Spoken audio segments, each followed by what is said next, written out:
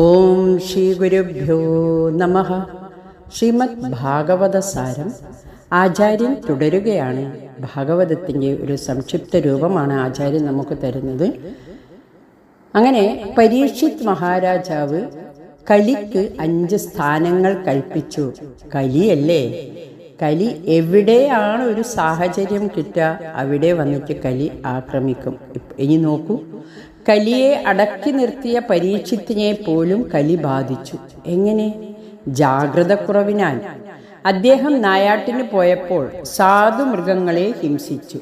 ഹിംസയുള്ളിടത്ത് കലിക്കിരിക്കാൻ അനുവാദം രാജാവ് തന്നെ കൊടുത്തതാണ്. ശ്രദ്ധ കുറവിനാൽ നായാട്ടിൽ രാജാവ് ഹിംസ നടത്തി.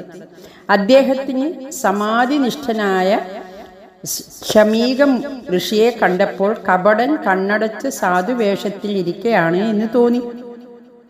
ദാഹജലം അന്വേഷിച്ചു വന്ന രാജാവിന് വെള്ളം കിട്ടാതിരുന്നപ്പോൾ താൻ അപമാനിതനായെന്ന് തോന്നി.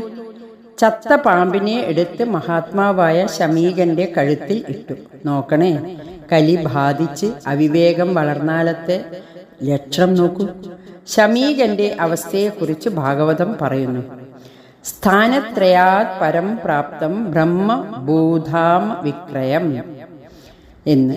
അതായത് ശരീരമനോബുദ്ധികളിലെ ഞാനെന്ന അഭിമാനം വിട്ട് താൻ ജാഗ്രത്, സ്വപ്ന, സുഷുപ്തി എന്നീ 3 അവസ്ഥകൾക്കും അതിലെ അനുഭവങ്ങൾക്കും സാക്ഷിയായിരിക്കുന്ന ആത്മസ്വരൂപനായിരിക്കുകയായിരുന്നു. അദ്ദേഹത്തിൻ്റെ കഴുത്തിൽ ചത്ത പാമ്പിനെ ഇട്ടു. ചൈതന്യത്തിൽ ജഡത്തെ ആരോപിച്ചു. നാം ഓരോരുത്തരും ഈ തെറ്റ് ചെയ്തവരാണ്. നമ്മുടെ സ്വരൂപം സച്ചിദാനന്ദ ചൈതന്യമാണെന്നിരിക്കെ അവിവേകത്താൽ ജഡമായ ശരീരത്തെ ഞാനെന്ന് വിചാരിക്കുന്നു. ഇത് ചൈതന്യത്തിൽ ജഡാരോപമല്ലേ? അതിൻ്റെ ഫലമായി നമുക്കും പാമ്പു കടിക്കുമെന്ന ശാപം കിട്ടുന്നു. നമ്മെ കടിക്കുന്നത് കാലസർപ്പമാണ്. ശരീരമാണ് ഞാൻ എന്ന് വിചാരിക്കുന്നവർക്കല്ലേ ദേഹനാശത്തിൽ ഞാൻ നശിക്കുമെന്നുള്ള വിചാരവും മരണഭയവും ഒക്കെയുള്ളൂ. പരീക്ഷിത്തിന് ഇതിൽ നിന്ന് മോചനം ലഭിക്കാൻ ഭഗവാനെ ഭജിക്കാൻ തോന്നി. നമുക്കോ? രാമായണകാരൻ പറയുന്നു, കാലാഹിന പരിഗ്രസ്തമാം ലോകവും ആലോല ചേതസ ഭോഗങ്ങൾ തേടുന്നു. ഇനി ചിലർ വിചാരിക്കുന്നു, ഭാഗവതം പരീക്ഷിത്തിനും ഭഗവത്ഗീത അർജുനനും ഉപദേശിച്ചതല്ലേ, ഞാനെന്തിനത് പഠിക്കണമെന്ന്?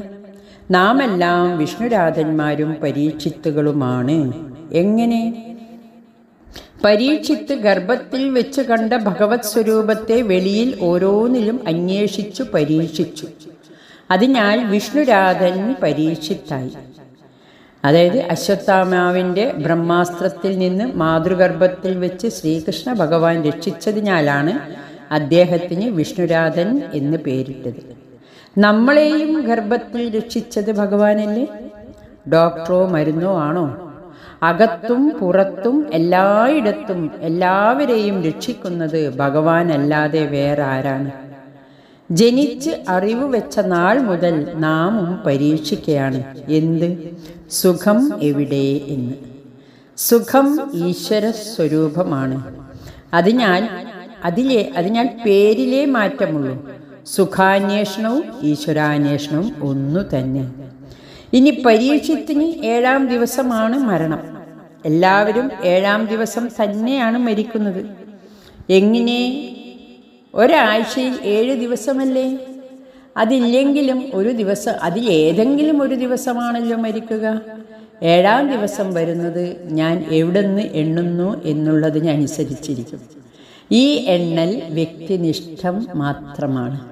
ഇങ്ങനെയുള്ള പരീക്ഷത്തിനാണ് ഭാഗവതം ഉപദേശിക്കുന്നത്. മരിക്കുന്ന ആൾ ചെയ്യേണ്ട കർത്തവ്യം എന്തെന്നായിരുന്നു രാജാവിൻ്റെ ചോദ്യം. അതിനാൽ മരിക്കുമെന്ന് വിചാരിക്കുന്നവർ എല്ലാവരും കേൾക്കേണ്ടതാണ് ഇതിൻ്റെ ഉത്തരം. പരീക്ഷത്തിന് 7 ദിവസം ആയുസ്സുണ്ട് എന്ന ശാപം കൊണ്ട് ഉറപ്പായി അടുത്ത നിമിഷം നാം ജീവിച്ചിരിക്കുമെന്ന് നമുക്ക് എന്താണ് ഉറപ്പ്?